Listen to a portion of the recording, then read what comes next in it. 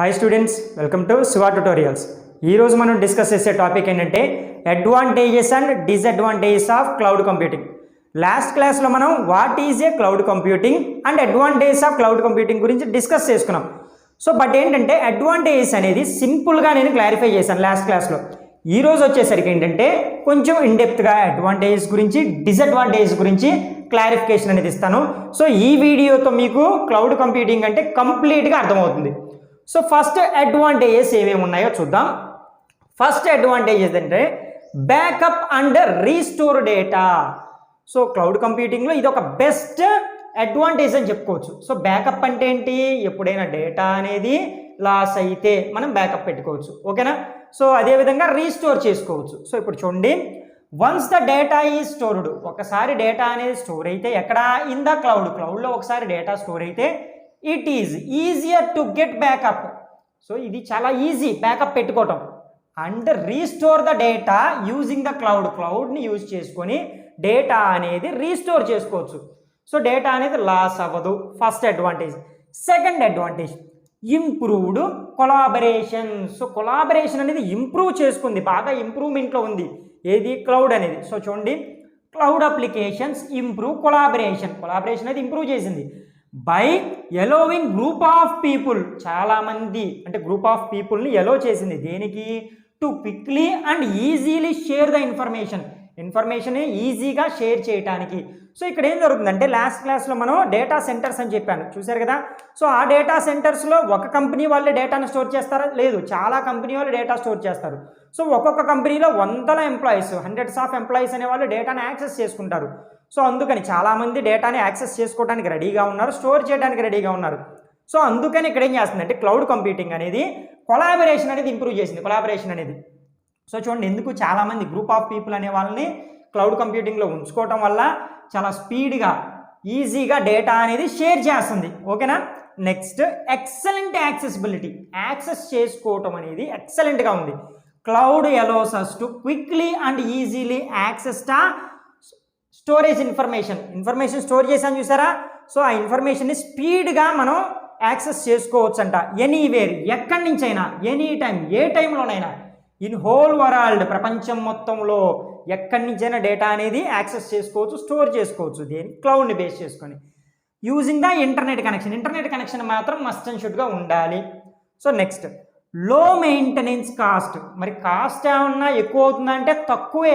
Maintenance cost తక్కువలోనే అవుతుంది. చూడండి, it reduce both hardware and software. ఇప్పుడు నేను డేటా స్టోర్ చేయాలంటే నాకేమన్నా సపరేట్ సాఫ్ట్వేర్లు కావాలా? అవసరం లేదు. నాకేమన్నా సపరేట్ హార్డ్వేర్ కావాలా? అవసరం లేదు. నేను పెద్ద హార్డ్వేర్లో పెద్ద సాఫ్ట్వేర్స్ లేకుండా క్లౌడ్లో డేటాని స్టోర్ చేసేయచ్చు. మెయింటెనెన్స్ కాస్ట్ అనేది తగ్గుతుంది కదా ఆర్గనైజేషన్కి. Next mobility. It is the best advantage of cloud. చూడండి ఏంటంటే it allows us to easily accessed all cloud data via the mobile. Cell phones ద్వారా కూడా నేను డేటాని యాక్సెస్ చేయగలుగుతాను. అదే మొబిలిటీ అంటే. నెక్స్ట్ అదేవిధంగా చూడండి, ఇక్కడ ఏంటంటే I service in the pay per use model అనేది ఉంది. అంటే ఏంటంటే సింపుల్గా చెప్తాను చూడండి, మనం ఎంత వాడుకున్నామో అంతవరకు పే చేస్తే సరిపోతుంది. డేటా అనేది స్టోర్ చేశాను కదా, ఎంత స్టోర్ చేశానో అంతవరకు డేటా అనేది యాక్సెస్ చేసుకుంటున్నాను, ఎంత యాక్సెస్ చేసుకుంటే అంతవరకు డేటా అమౌంట్ అనేది ఇస్తే సరిపోతుంది. చూడండి, ఇక్కడ it offers application programming interface. ఇక్కడ చూడండి, ఏపీఐ అంటారు, అప్లికేషన్ ప్రోగ్రామింగ్ ఇంటర్ఫేస్. దాన్ని ఆఫర్ చేసిందంట. Next to the users for access services on the క్లౌడ్లో యాక్సెస్ చేసుకోవడానికి సర్వీసెస్ అనేది. And pays the charges for the usage of the server. వాడుకున్న దానికి వరకు మాత్రమే పే చేస్తాము, ఓకేనా. నెక్స్ట్ చూడండి, అన్లిమిటెడ్ స్టోరేజ్ కెపాసిటీ. ఇక్కడ ఏంటంటే మనకి 2000 GB దాకా, అంతకుమించి ఎక్కువే. ఎగ్జాంపుల్కి చెప్తున్నాను నేను, 2000 GB దాకా డేటాని మనం అక్కడ స్టోర్ చేసుకోవచ్చు, యాక్సెస్ చేసుకోవచ్చు. చూడండి, it offers us a huge amount of storage capacity. చాలా ఎక్కువ డేటా స్టోరేజ్ కెపాసిటీ అనేది దీంట్లో ఉంది, ఓకేనా. అంటే ఎగ్జాంపుల్కి డాక్యుమెంట్స్ అవ్వచ్చు, ఇమేజెస్ అవ్వచ్చు, వీడియోస్ అవ్వచ్చు, ఆడియోస్ అవ్వచ్చు, ఎక్సెట్రా మల్టీమీడియా అవ్వచ్చు, అన్నిటినీ ఇక్కడ స్టోర్ చేసుకోవచ్చు, ఓకేనా. ఎక్కువ డేటాని స్టోర్ చేసుకోవచ్చు. And last and final data security. ఇక్కడ చూడండి, it offers many advanced features related to security. So security కోసం మెయిన్గా అంటే చాలా రిలేటెడ్గా అడ్వాన్స్డ్ వర్షన్స్ అనేవి దీంట్లో ఉన్నాయి. ఓకేనా. And ensure the data is securely stored and handled. So అందువల్ల ఇక్కడ ఏం జరుగుతుందంటే అడ్వాన్స్డ్గా ఉన్నాయి కాబట్టి డేటా అనేది సెక్యూర్గా స్టోర్ చేయగలుగుతున్నాను, హ్యాండిల్ చేయగలుగుతున్నాను. నెక్స్ట్ అదేవిధంగా డిసడ్వాంటేజెస్ ఏంటి చూడండి. ఇక్కడ ఇంటర్నెట్ కనెక్టివిటీ, ఖచ్చితంగా ఇంటర్నెట్ కనెక్షన్ అనేది ఉండాలి, అదే ఒక డిసడ్వాంటేజ్. ఓకేనా, అది పెద్ద డిసడ్వాంటేజ్ కాదు.